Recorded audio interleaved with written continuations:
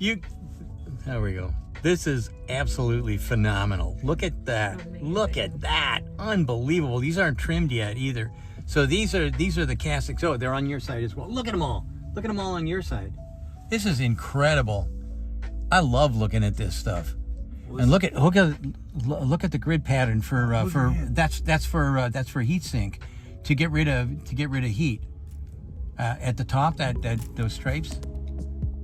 Welcome to Electrified. It's your host, Dylan Loomis. Quick shout out to my newest patrons, Fred B, Stefan S, Daniel R, RZV. Thank you all for choosing to support the channel. Unfortunately, we're being told that Ellie Sheriff, better known as Ellie in Space, has broken her femur and will require surgery. So if you're inclined to pray, then definitely do that. You can also send her a letter or a pick-me-up to her P.O. box. This is the address right here if you want to take a screenshot. Thought it could be nice for some folks in the Electrified community to step up and help her through this tough time. Major injuries like this are definitely not fun. I've had my own fair share. So Ellie, if you see this, I'll be praying for you in the weeks to come, and just remember that some of the best stories ever told are comeback and redemption stories. Just in case you could use a simple infographic to share with friends or family members when the EVs are not better for the environment argument comes up, here you go. Tesla has been sending out this email saying they're preparing to release a limited quantity of the Model S Plaid carbon ceramic brake kits in the coming months, but sadly the official release date and more information are yet to come. A transport authority in the United Arab Emirates has just added 10 Tesla Model 3s to their taxi fleet. Tesla cars have been selected as the best in the segment. And look at the trends that we've seen. The police departments, when they add a Tesla, they come out and have very positive things to say.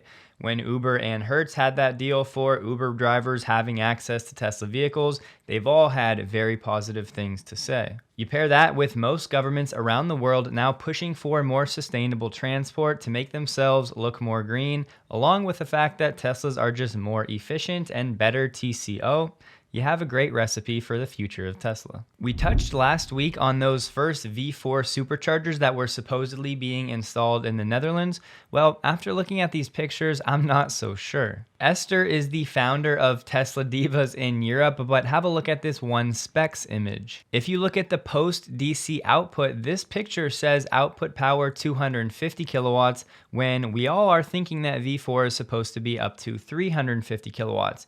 This also says the output voltage range is up to 500 volts, which again would say version 3. That's not to say that these are not different at all. Maybe they will actually have the longer cable that Tesla has been talking about. For what it's worth, the specs had a date of manufacture of November 2022. Now I'm a bit more confused. Maybe actual V4 stalls with up to 350 kilowatts are being installed elsewhere and no one's found them yet. Either way though, just wanted to point that out for now. A Chinese media company just got a factory tour of Giga Shanghai with engineers explaining each part of the factory in English. There was some pretty cool footage that we haven't seen before.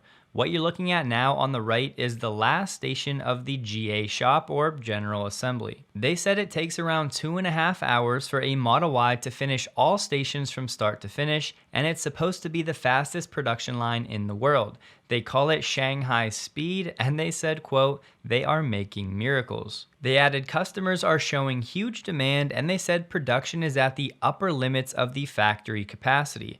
I believe they were referring to total demand, which would include domestic China and exports as well. The audio in this video made the factory seem pretty quiet, quieter than I would otherwise expect.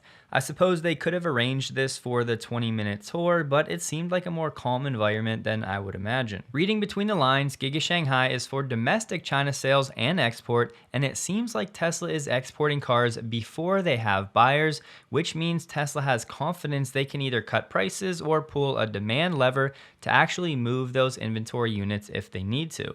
This is in line with what Elon has said. They will cut prices to keep unit volumes growing through this recession and economic slowdown. And yes, Tesla still has plenty of margin to do this. An engineer talked about the very high level of automation at Giga Shanghai to increase the quality and reduce the headcount. They said from CPCA numbers, for every 10 NEVs exported, 4 of them are made at Giga Shanghai, which would mean Tesla is accounting for roughly 40% of Chinese exports. But they were not 100% confident on that number based on how they said it. But this robot and automation point is a big deal, especially for Tesla's next-gen manufacturing process that's more modular, where they will most likely have even more robots executing tasks and further reducing employee headcount. The full video will be linked below. Tesla has cut the prices of all Model S and X variants in the United States. The dual motor Model S now sits at $89,900 and the dual motor Model X sits at $99,900. Both of the Plaid variants are at $109,900. And if you look at this column, the percent change since the beginning of 2023, these vehicles are now between 14 and 21% cheaper than they were to start the year. To be clear, there were other Model S and X price cuts from the beginning of 2023 until now, so this jump that you're seeing right here was not all at once. If Tesla's overall margin last quarter was around 27%, then I'm pretty confident the margins specifically for S and X are even higher than that. This is probably not great for Lucid, as their Air Pure starts at $87,400 while the Model S now starts at $89,900, and the Air Touring starts at $107,400 while the Model S Plaid now starts at $109,900. Perhaps even more egregious is what Matthias pointed out, that a Model S Plaid is now about 20% cheaper than an Audi e-tron GT, while the Model S Plaid gets roughly 160 more miles of range, 400 more horsepower, and does 0 to 60 in 1 second faster. It's really pretty simple. As the economy stumbles along, Tesla will do what it needs to do to ensure that its vehicles are squarely in the conversation for the best value proposition in the auto market. If you have a Model S or X on order and you have not yet taken delivery, you should have your price updated automatically by Tesla. And as far as we can tell, most of these new Model S and X deliveries right now do have the hardware for, but the software still needs to be updated because some features are still missing. One user on Reddit shared some pictures of his latest Model X delivery that took place over the weekend, sharing some pictures of the hardware for.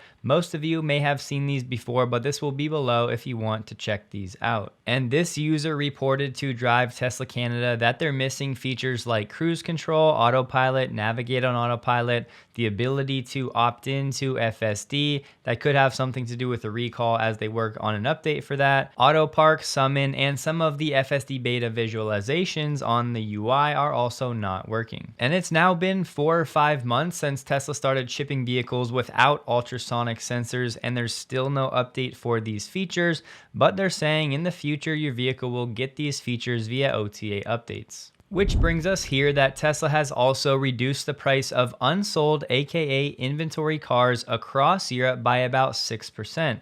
Just don't forget that interest rates globally are much higher than they were just 1 or 2 years ago, which is raising the cost of these vehicles. So all manufacturers right now are trying to figure out how to make their vehicles more affordable given the economic circumstances. As I mentioned in that factory tour, it seems like Tesla is just focused on ramping up production at the factories and then distributing those vehicles globally. And if some of those don't sell right away, then they go to inventory and Tesla will do what it needs to do to actually move those cars. I'm not going to comment on demand every time Tesla raises or lowers prices. The team just said that people want Teslas, it's just they can't afford them, and this is part of Tesla making vehicles more affordable. It's not that hard. According to battery installers in Australia, they placed their votes, and for the best home batteries in 2023, Tesla takes the #1 award. Tesla received almost 50 votes, and in second place was BYD with about 21. Tesla has won this for a 3rd straight year with the Powerwall. We just learned at Investor Day most likely a Powerwall 3 is coming later this year, and the article said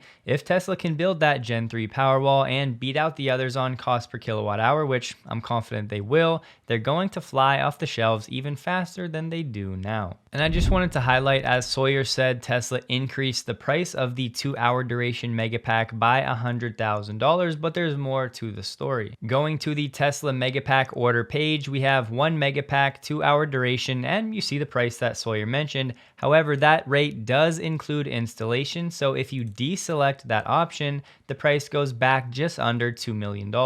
About 3 weeks ago on the Wayback Machine, this was the average cost per Megapack with installation. Doing that same math with the current prices gives us this average price. If we subtract the number from 3 weeks ago, which is about this, that gives us this number that we would then divide by 5 to get an average cost increase of about $111,000. But how that's split up based on the actual Megapack and the installation is TBD. Speaking of Tesla Megapack, Europe's biggest battery system has opened in East Yorkshire. The CEO of one of the companies involved said this is the first of 6 similar projects the trust intends to deliver in the coming year. I'd like to thank all of our partners who helped ensure this scheme was completed well ahead of schedule, in particular Tesla, who managed the project G2 Energy. This project is employing Tesla Megapack technology, and these projects are not supported by taxpayer subsidies, yet they are still clearly the right economic decision. We do have a physical recall here for Tesla covering 3,470 Model Ys between last year and this in the United States. Bolts securing the second row seatback frames may not have been securely tightened, which could of course reduce seatbelt system performance. Tesla said it's noticed 5 warranty claims since December that may be related to this situation, and essentially service centers will tighten the bolts if need be. This recall may not be populated in Tesla's VIN search, but this will be below if you want to check it out. Just had to point out the way CNN reported this one, the same news story, but the first thing you see when you scroll down this big video, Tesla recalls vehicles for FSD. And to anybody out there that's been saying BYD is going to eat Tesla's lunch, well, I would say not so fast. Sure, BYD stock hasn't done great in February, but short-term stock moves in my mind are irrelevant. More importantly, BYD's firm's dealers have slashed prices of some models to compete with Tesla. Tesla did it first, NIO and XPeng followed, and quietly, BYD has followed suit. An investment manager said a gradual industry shift is underway as excessive price cuts can lead to buyers holding back, awaiting even lower prices, while also having an excessively negative impact on margin for all players. Lower input prices to date are not likely to offset a negative hit to margins. I would just say for most automakers, Tesla is unique. But yes, even they will most likely see at least a slight margin hit, as they've talked about. As we've been saying now for months, the entire auto industry is going to be going through a slowdown through the first half of this year, if not longer. So if Tesla has to cut prices and pull some demand levers, I'm telling you, other automakers will be forced to do the same. The difference is Tesla has the margin to give, most other automakers do not. You can find me on Twitter at DylanLoomis22. Hope you have a wonderful day. Please like the video if you did, and a huge thank you to all of my Patreon supporters.